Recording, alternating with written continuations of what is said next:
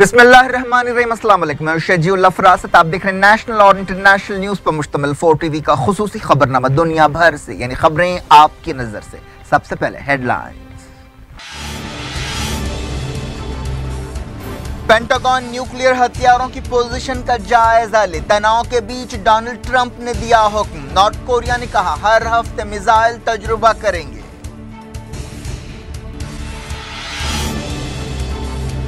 उर्दुगान ने रेफरेंडम पर तनकीदों को मुस्तरद कर दिया। मुखालिफिन से कहा औकात में रहें। सदर के खिलाफ इस्तांबुल में मुजाहिरा।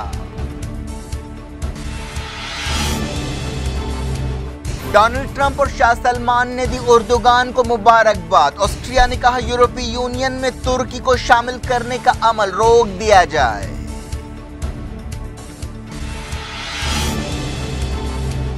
थेरेसा मे ने किया 2.5 साल पहले इलेक्शंस कराने का ऐलान। बरतानिया की सियासत में हलचल।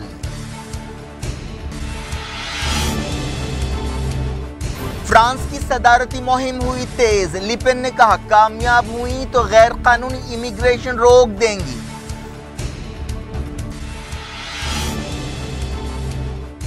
फलस्तीनी कैदियों की ताईद में मगरबी किनारे और गजा में मुजाहरे, कई जगह झड़पें।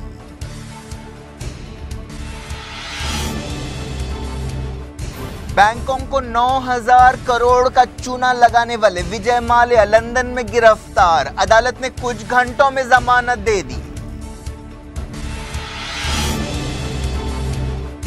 70 साल की इंडिया पाकिस्तान कशमकश, दोनों मुल्कों ने क्या खोया क्या पाया, दुनिया भर से की खास रिपोर्ट।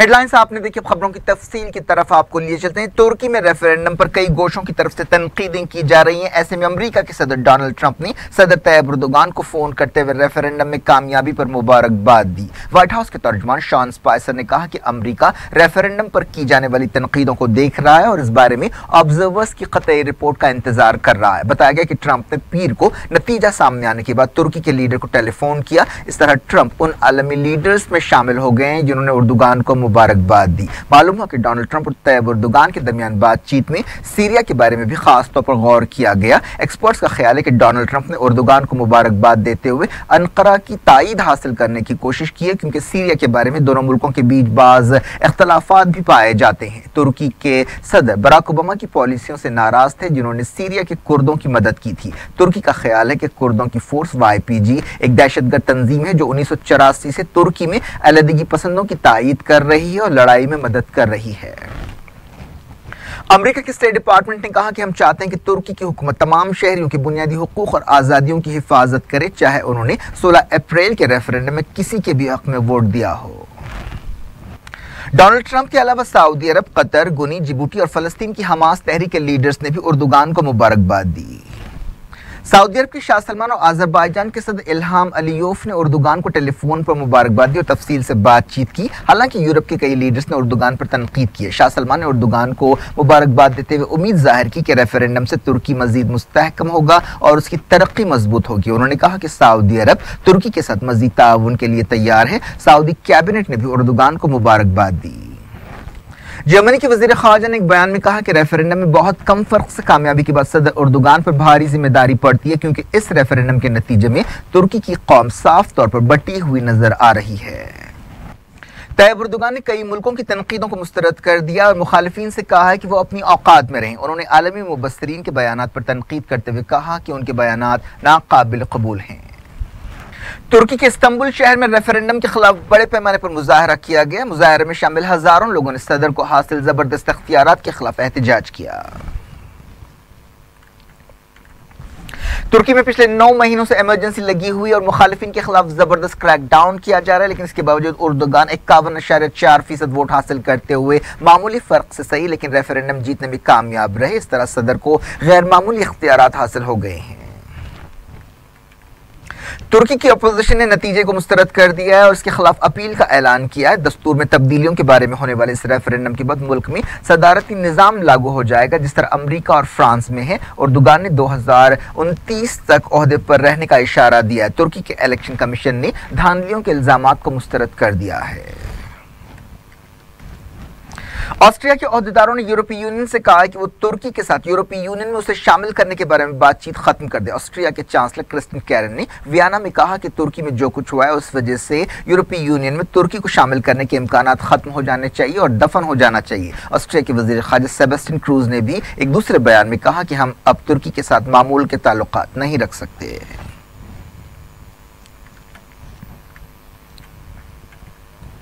बात करते हैं अमेरिका नॉर्थ कोरिया तनाव की। अमेरिका के सदर डोनाल्ड ट्रंप ने पेंटागन को हुक्म दिया है कि वो मुल्क की न्यूक्लियर पोजीशन का जायजा ले। उन्होंने यह हुक्म एक ऐसे वक्त दिया जब नॉर्थ कोरिया के साथ न्यूक्लियर हथियारों के बारे में अमेरिका की कशमकश तेज हो गई है। इस हिदायत के तहत अमेरिका के वजीर दिफा जेम्स माटिस को यह जिम्मेदारी दी गई है कि वो इस बात को यकीनी बनाए कि अमेरिका के न्यूक्लियर हथियार महफूज और चौकस रहें। पेंटागन की तर्जुमान डाना वाइट ने एक बयान में ये बात कही। वाशिंगटन के कोई 450 न्यूक्लियर मिसाइल्स को तैयार रखा जा रहा है जो लंबी दूरी तक वार कर सकते हैं।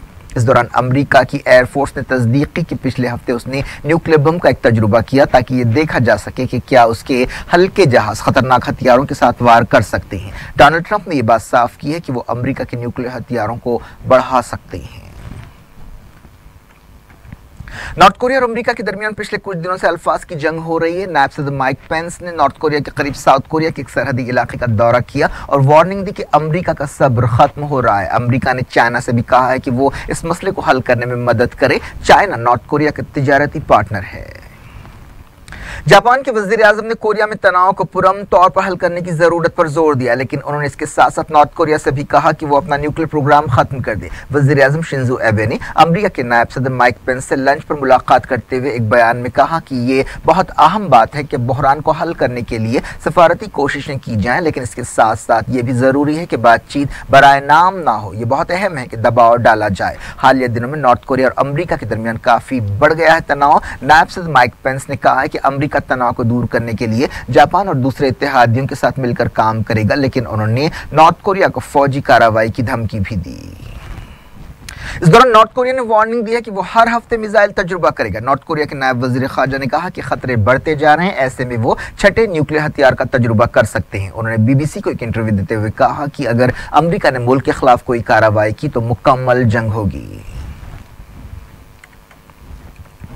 बरतानिया की वजीर आजम थेरेसा मे ने जल्द इलेक्शंस कराने का ऐलान करते हुए मुल्क की सियासत में हलचल मचा दी है। उन्होंने कहा कि वो यूरोपीय यूनियन को छोड़ने के बारे में बातचीत के ताल्लुक से एक मजबूत मैंडेट चाहती हैं। डाउनिंग स्ट्रीट पर अपने अचानक ऐलान में थेरेसा मे ने कहा कि वो 8 जून को वोटिंग कराना चाहती हैं। इस तरह बरतानिया की हुकूमत 5 साल की मियाद में से आधी मुद्दत गुजरने से पहले ही मिड टर्म पोल्स कराएगी। थेरेसा मे को हाउस ऑफ कॉमन्स में मामूली बरतरी ही हासिल है। वो अपने फैसले के बारे में सफाई देते हुए कह रही थी कि मुल्क मुत्तहिद हो रहा है जबकि वेस्टमिनिस्टर नहीं। वजीर आजम को 2020 से पहले पार्लियामेंट की तायीद जरूरी है। थेरेसा मे ने पार्लियामेंट में खिताब करते हुए मिड टर्म पोल्स का ऐलान किया। उन्होंने कहा कि वो ब्रेग्जिट के मद्देनजर सियासी खेल को रोकना चाहती हैं। सीरिया में आईएसआईएस के कंट्रोल वाले एक शहर में अमेरिका के एक हमले में कम से कम 10 लोग हलाक हो गए और कई जख्मी हुए हैं। अपोजिशन कारकुनों ने यह बात बताई। स्पेन के शहर मैड्रिड में लोगों ने एक मुजाहरा किया और सीरिया के खिलाफ अमेरिका के हमले पर एहतजाज किया। एहतजाजी अमेरिकी सफारत खाने के सामने जमा हुए और 7 अप्रैल के हमले की मजम्मत की। एहतजाजी बैनर्स उठाए हुए थे जिन पर लिखा था कि साम्राज्यी जंग नहीं चाहिए, सीरिया के खिलाफ जारहियत बंद करो, क्या रेफ्यूजियों को भुला दिया गया है, हुकूमतें कुछ क्यों नहीं करती। एहतजाजियों ने नाटो और अमेरिका की फौज के खिलाफ भी नारे लगाए। एक रिपोर्ट में कहा गया कि यमन के लाखों बच्चे मुनासिब तालीम से महरूम हो रहे हैं क्योंकि अल-हुसी हजारों स्कूल टीचर्स को अपने इलाके में तनख्वाहें देने की पोजीशन में नहीं है। हादी हुकूमत की हवाले से ये बात कही गई। हादी हुकूमत के वजीर तालीम अब्दुल्ला अल-लमास ने कहा कि मुल्क में अल-हुसियों के इलाकों में 3 लाख टीचर्स हैं, इनमें से 1,30,000 से ज्यादा को कई महीनों से तनख्वाहें नहीं मिली है। इसराइल की फौज ने फलस्तीनी कैदियों से यकजहती के इजहार के दिन कई जगह एहतजाजियों पर तशद्दुद किया। इसराइली फौजियों ने मगरबी किनारे के शहर बैतुल्लाह में एहतजाजियों को मुंतशिर करने के लिए रबर की गोलियां चलाई और आंसू गैस का इस्तेमाल किया। 1500 लोगों ने इस एहतजाज में हिस्सा लिया। ये लोग इसराइली जेलों में कैद 6500 फलस्तीनी कैदियों के साथ यकजहती का इजहार कर रहे थे। इस दौरान इसराइली जेलों में सैकड़ों फलस्तीनी कैदी भूख हड़ताल पर हैं। ये लोग जेल के हालात बेहतर बनाने का मुतालबा कर रहे हैं। एहतजाजी बैनर्स उठाए हुए थे जिन पर लिखा था कि हमने आपको नहीं भुलाया है, आप हमारे हीरो हैं, जेल की रात लंबी नहीं होगी। मगरबी किनारे के दूसरे मकामात के अलावा गाजा पट्टी में भी ऐसे ही मुजाहरे किए गए।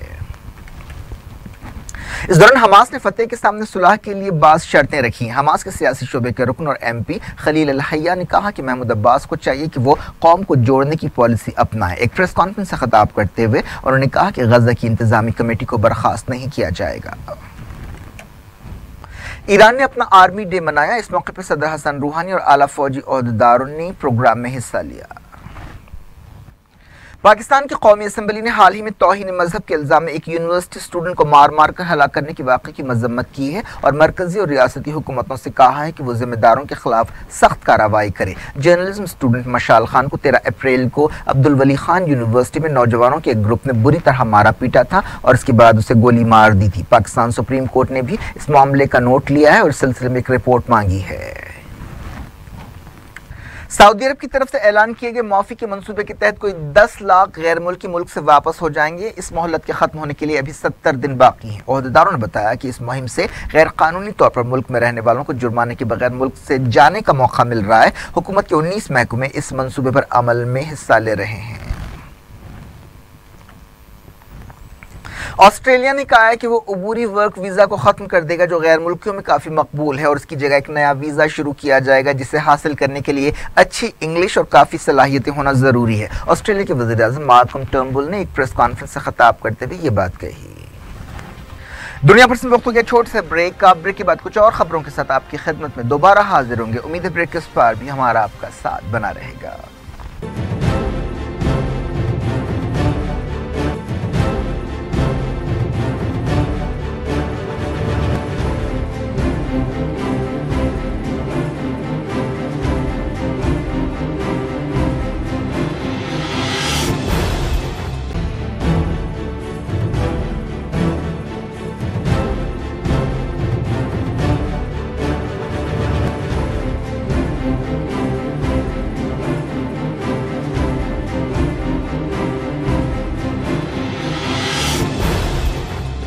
Welcome back. आप देख रहे हैं अपना पसंदीदा खबरनामा दुनिया भर से। मैं हूं शेजीउल्लाह फरासत। इस खबरनामे में हम आपके लिए लाते हैं दुनिया के गोशे गोशे से आप ही की पसंद और दिलचस्पी की खबरें। आगे बढ़ने से पहले हेडलाइंस एक बार फिर। पेंटागन न्यूक्लियर हथियारों की पोजीशन का जायजा ले। तनाव के बीच डोनाल्ड ट्रंप ने दिया हुक्म। नॉर्थ कोरिया ने कहा हर हफ्ते मिसाइल तजुर्बा करेंगे।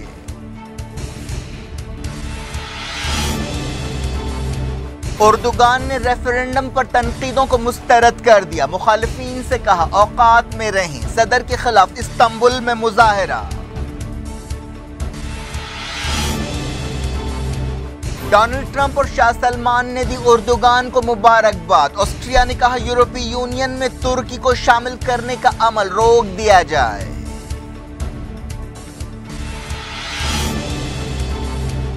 थेरेसा मे ने किया 2.5 साल पहले इलेक्शंस कराने का ऐलान। बरतानिया की सियासत में हलचल।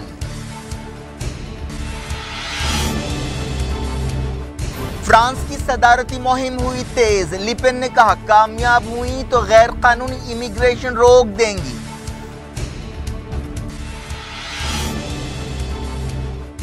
फलस्तीनी कैदियों की ताईद में मगरबी किनारे और गजा में मुजाहरे। कई जगह झड़पें।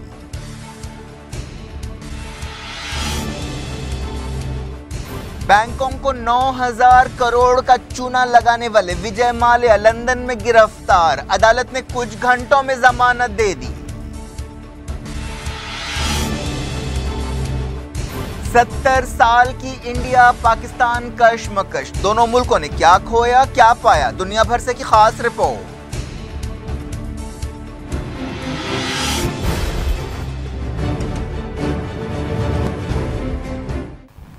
कभी कश्मीर, कभी दहशतगर्दी तो कभी कुलभूषण जाधव। हिंदुस्तान और पाकिस्तान के दरमियान अक्सर कश्मकश चलती रहती है। पिछले 70 साल से इस कश्मकश की वजह से दोनों मुल्कों ने क्या खोया क्या पाया, सरहद की दोनों तरफ अवाम को इसकी क्या कीमत चुकानी पड़ी। देखते हैं दुनिया भर से की यह खास रिपोर्ट। कुलभूषण जाधव की सजाए मौत पर माहौल एक बार फिर गर्मा रहा है। हिंदुस्तान पाकिस्तान बातचीत शुरू होने की कोई उम्मीद थी तो उस पर ओस पड़ चुकी है। हालात फिर वहीं जा रहे हैं जहां पठानकोट या उड़ी हमले के वक्त थे। अगर जाधव को फांसी दी गई तो कोई बड़ा धमाका हो सकता है। दाएं बाजू का हुक्मरान टोला इस आग में अपनी रोटियां सेक सकता है। पड़ोस के शरीफों के लिए भी ये घाटे का सौदा नहीं होगा। हिंदुस्तान पाकिस्तान के बीच ऐसी बाजियां कई बार खेली जा चुकी हैं। इस खेल में हार हमेशा अवाम की हुई है। दोनों तरफ बुनियादी मसाइल जैसे के वैसे हैं।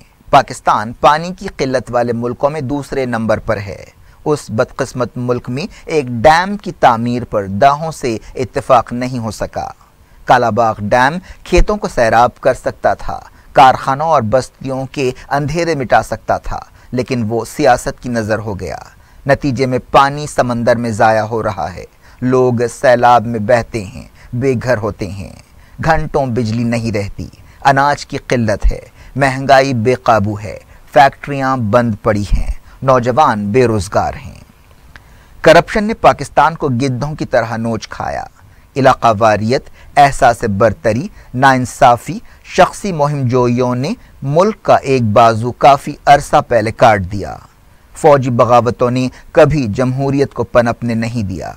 एक फौजी जनरल ने अमरीका की खिदमत करते हुए मुल्क को दहशतगर्दी का तोहफा दिया, घर घर हथियार पहुंचाया, जहनों में जहर भरा। जिन्ना के पाकिस्तान में रवादारी नाम को नहीं, मजहब, मसलक, नस्ल, जबान, इलाका, लड़ने के कई बहाने हैं। औरत होना जुर्म है, वट्टा सट्टा, कारोकारी, कुरान से शादी, ना जाने क्या क्या बलाएं आम है। किसी को तौफीक नहीं कि काले रिवाजों को ख़त्म करे। जागीरदार और वडेरे आज भी गरीब का खून चूसते हैं, बंधुआ मजदूरी कराते हैं, प्राइवेट जेलें चलाते हैं। मौलवियों पीरों का अपना जाल है। आधी आबादी पढ़ना लिखना नहीं जानती। जीडीपी के मामले में मुल्क 134वें नंबर पर है। हुक्मरानों के जुल्म, सिस्टम की नाकामी और अवामी महरूमियों की एक लंबी लिस्ट है। हिंदुस्तान की सूरत हाल भी कुछ बहुत अच्छी नहीं है। उड़ीसा के दाना मांझी की तस्वीरें आने वाले कई बरसों तक हमारा पीछा करेंगी, जिसे एम्बुलेंस ना होने की वजह से अपनी बीवी की लाश कंधे पर लाद कर 12 किलोमीटर पैदल चलना पड़ा। 70 साल हो गए, हम आज तक लोगों को बुनियादी सहूलतें नहीं दे सके। हकीकतें कड़वी हैं। हमारे मेट्रोस को छोड़कर तकरीबन हर कस्बे, हर गांव की सड़कों के किनारे बदबूदार मोरियां बहती हैं। 60% हिंदुस्तानियों के लिए टॉयलेट्स नहीं है। सरकारी स्कूलों का हाल किसी से ढका छुपा नहीं। लोगों को पढ़ा लिखा बनाने के निशाने हासिल नहीं किए जा सके।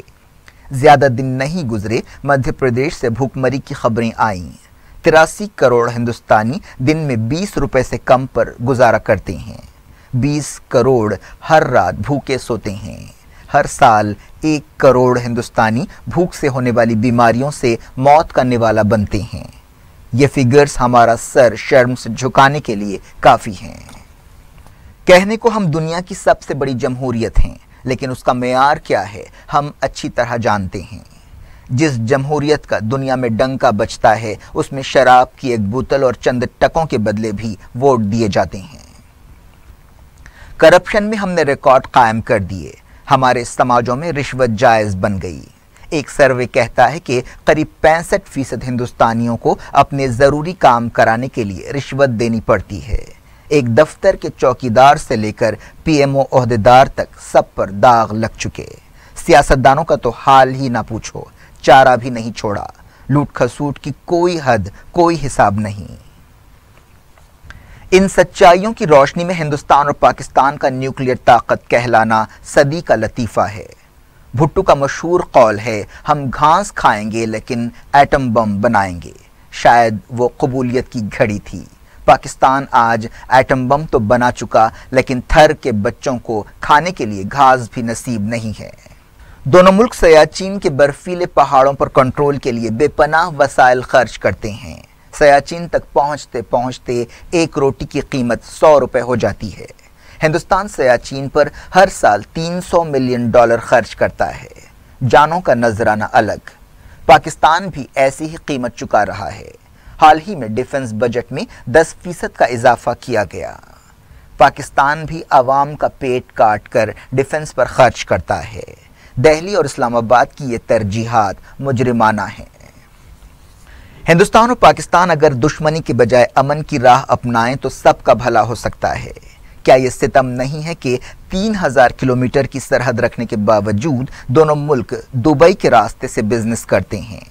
हिंदुस्तान अपनी आलमी तिजारत का आधा फीसद हिस्सा भी पाकिस्तान से नहीं करता। हिंदुस्तान पाकिस्तान को सस्ती बिजली दे सकता है।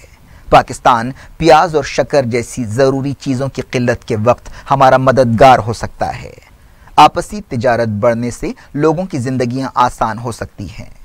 जब आलमी जंगें लड़ने वाले यूरोपीय मुल्क जो अलग अलग ज़बानें और तहजीबें रखते हैं यूरोपीय यूनियन बना सकते हैं, तो क्या हम अपने फ़ायदे के लिए एक दूसरे के साथ धंधा भी नहीं कर सकते? हमारे बीच तो इतना कुछ एक जैसा है। हमारी ज़बान एक है, रहन सहन एक है, तारीख़ एक है। हमने तो आलमी जंगें भी नहीं लड़ी। कश्मीर ने दोनों मुल्कों की तरक्की को हाईजैक कर रखा है। इस मसले पर 3 जंगें और बेशुमार झड़पें हो चुकी हैं। गिनती आज भी जारी है। नतीजा कुछ नहीं निकला और शायद निकल भी नहीं सकता। 70 साल से स्टेटस को है और 70 साल रहेगा। क्या हम हमेशा लड़ते रहेंगे? कश्मीरियों को मनाकर LOC को मुस्तकिल सरहद तस्लीम करना एक हल हो सकता है। माजी में ऐसी कोशिशें हुईं। राजीव गांधी और बेनज़ीर भुट्टो और मुशर्रफ और वाजपेयी के दौर में ऐसा सोचा गया। इसके सिवा इस मसले का कोई और हल दूर दूर तक नज़र नहीं आता। आप माने या ना माने, तब भी यही सूरत हाल रहने वाली है। जब कभी कश्मीर पर कुछ इत्तेफाक राय होगा, दूसरे मसाइल चुटकियों में हल हो सकते हैं। दहशतगर्दी भी एक मसला है। जिस जिन को 80 के दहे में अमेरिका की खिदमत के लिए बनाया गया, वो बेकाबू हो गया। उसके शर से कोई महफूज नहीं, ना हिंदुस्तान, ना पाकिस्तान, ना बाकी दुनिया। आधी सदी की तारीख गवाह है कि मुल्कों ने अपने फ़ायदे के लिए ऐसे जिनों का इस्तेमाल किया। ज़्यादा दिन नहीं गुजरे, हमारे वज़ीर दिफा ने ऑन रिकॉर्ड कहा था कि जब किराए के टट्टुओं से काम हो सकता है तो सिपाहियों को तकलीफ देने की क्या ज़रूरत है। पंजाब और कश्मीर में पाकिस्तान की कारस्तानियाँ सभी जानते हैं। मसला यह है कि हम दहशतगर्दी के जिन बना तो सकते हैं, लेकिन उन्हें बोतल में बंद नहीं कर सकते। गरीबी और बेरोज़गारी दहशतगर्द तंजीमों का ईंधन है। मौशी सरगर्मियों की हौसला अफजाई के जरिए किराए के सिपाहियों और खुदकुश बम्बरदारों की भर्ती को रोका जा सकता है। हिंदुस्तान पाकिस्तान मौशी मैदान में मुखालिफ के बजाय पार्टनर बने तो एक सेहतमंद इनकलाब आ सकता है। चाइना पाकिस्तान इकोनॉमिक कॉरिडोर मंसूबा इस हवाले से एक बेहतरीन मौका फराहम कर सकता है। हिंदुस्तान को इस मंसूबे का तोड़ करने के बजाय उसका हिस्सा बनने और इससे फ़ायदा उठाने पर गौर करना चाहिए। मफादात जुड़ जाएंगे तो दोस्तियां भी हो जाएंगी। मोदी हुकूमत की पाकिस्तान पॉलिसी में कई झोल हैं। कभी हलफबरदारी तकरीब में नवाज शरीफ को बुलाया गया और कभी अचानक शादी के घर पहुंचा गया, तो कभी सर्जिकल स्ट्राइक्स की गईं और फौजें आमने सामने हुईं। क्या कोई दरमियानी रास्ता नहीं हो सकता? बातचीत का अमल बरसों से रुका हुआ है। बर्फ पिघलनी चाहिए, तरजीहात बदलनी चाहिए, शुकूक व शुबहात खत्म होने चाहिए। अगर ऐसा होगा तो ना कोई कुलभूषण जाधव होगा, ना किसी को सजाए मौत दी जाएगी। दोनों तरफ के 150 करोड़ लोगों का फायदा तो इसी में है। वीडियो एडिटर अकबर खान के साथ शजीउल्लाह फिरासत। अमेरिका ने बरतानिया को अपने कई F-35 जंगी हवाई जहाज दिए हैं। रशिया की जारहियत से निपटने में इत्तेहादियों की मदद के वादे के तहत यह हवाई जहाज दिए गए। फ्रांस की कट्टर सदारती उम्मीदवार लेपेन ने अपनी एक जबरदस्त रैली में इमिग्रेशन और कौमी शनाख्त का मामला पूरी ताकत से उठाया। इन इलेक्शंस में उनका मुकाबला 3 अहम उम्मीदवारों से है। फ्रांस में 7 मई को सदारती इलेक्शन के तहत वोट डाले जाने वाले हैं। लेपेन ने कहा कि वो कामयाबी की सूरत में फ्रांस में तमाम गैर कानूनी इमिग्रेंट्स को रोक देंगी। एक रैली से खिताब करते हुए उन्होंने कहा कि वो बेकाबू जुनूनी सूरत हाल को रोकना चाहती हैं।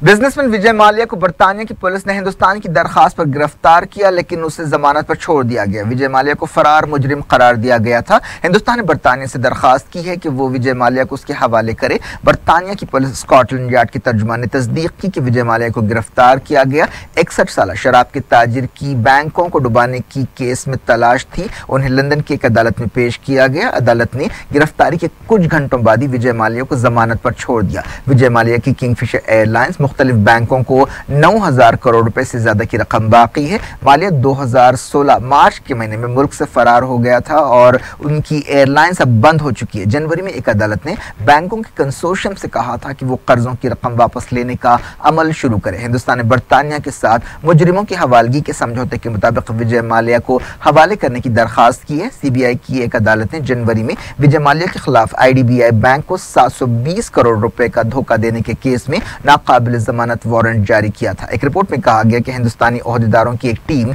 विजय माल्या की हवालगी के सिलसिले में लंदन रवाना होगी। अमेरिका में एक और हिंदुस्तानी पर हमले का वाकया पेश आया। इस मरतबा एक 25 साला सिख कैब ड्राइवर को निशाना बनाया गया। शराब पिए हुए मुसाफिरों ने इस सिख की पगड़ी गिरा दी। पुलिस इस मामले की तहकीकात हेड क्राइम के जाविये से कर रही है। यह वाकया इतवार की रात पेश आया। पंजाब से ताल्लुक रखने वाला हरकिरत सिंह 3 साल पहले अमेरिका गया था। इस वाकये के बाद वो काफी डरा हुआ है। उसने न्यूयॉर्क डेली को बताया कि अब वो अमेरिका में काम करना नहीं चाहता। उसने ये भी कहा कि ये उसके मजहब की तौहीन है।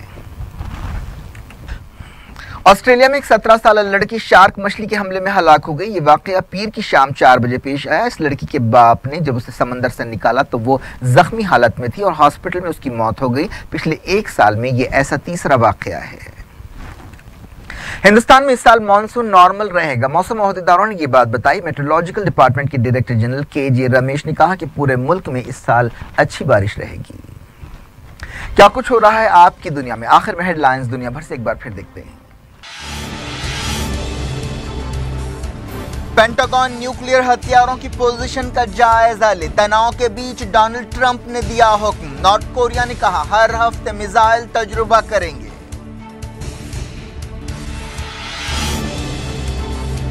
उर्दुगान ने रेफरेंडम पर तनकीदों को मुस्तरद कर दिया। मुखालिफिन से कहा औकात में रहें। सदर के खिलाफ इस्तांबुल में मुजाहिरा। डोनाल्ड ट्रंप और शाह सलमान ने दी उर्दुगान को मुबारकबाद। ऑस्ट्रिया ने कहा यूरोपीय यूनियन में तुर्की को शामिल करने का अमल रोक दिया जाए।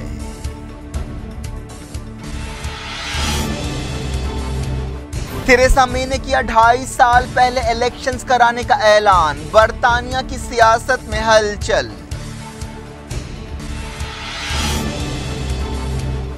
फ्रांस की सदारती मुहिम हुई तेज। लिपेन ने कहा कामयाब हुई तो गैर कानूनी इमिग्रेशन रोक देंगी।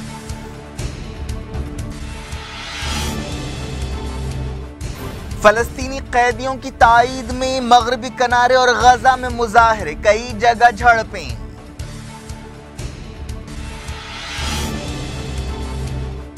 बैंकों को 9,000 करोड़ का चूना लगाने वाले विजय माल्या लंदन में गिरफ्तार। अदालत ने कुछ घंटों में जमानत दे दी।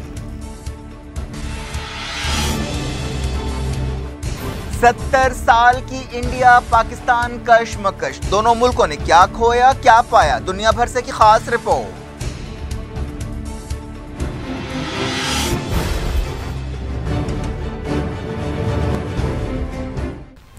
ये थी आज की खबरें। हम शेजुल फरासत को दें इजाजत और अपना बेहद ख्याल रखें। अल्लाह हाफिज।